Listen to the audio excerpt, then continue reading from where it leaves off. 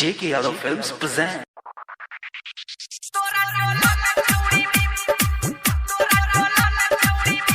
JK Yadav Films.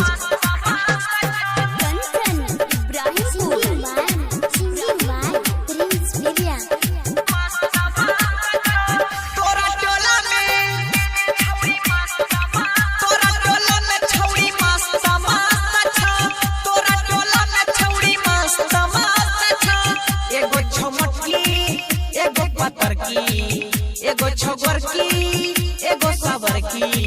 देखै में सब जबरदस्त दस्त छौ तोरा टोला में छौड़ी मस्त मस्त छौ तोरा टोला में छौड़ी मस्त मस्त छौ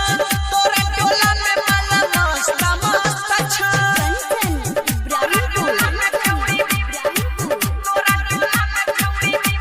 JK Yadav Films.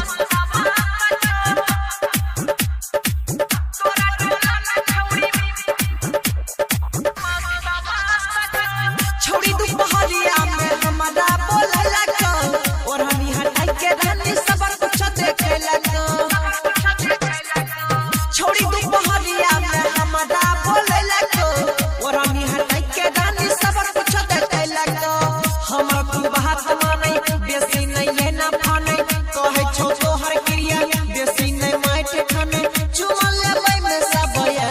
व्यस्त छौ तोरा टोला में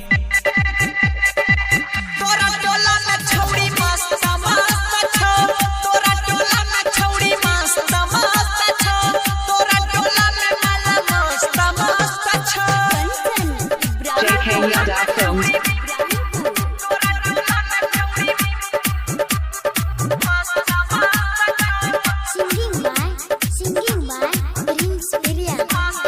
भेलो जबाना कोई छौ नहीं ना दान रे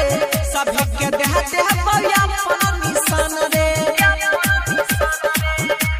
आहा रे भेलो जबाना कोई छौ नहीं ना दान रे सभी के देह देह पया अपन निशान रे टोला में सबके कहे आदत संभाल लेतो छिए रंडवा बदनायक सबके उड़ाए लेतो राइटर दरभंगिया प्रिंस बाबेस्ट छौ तोरा टोला में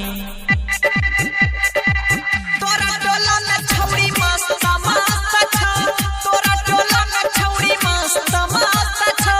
तोरा टोला में माला मस्त मस्त छौ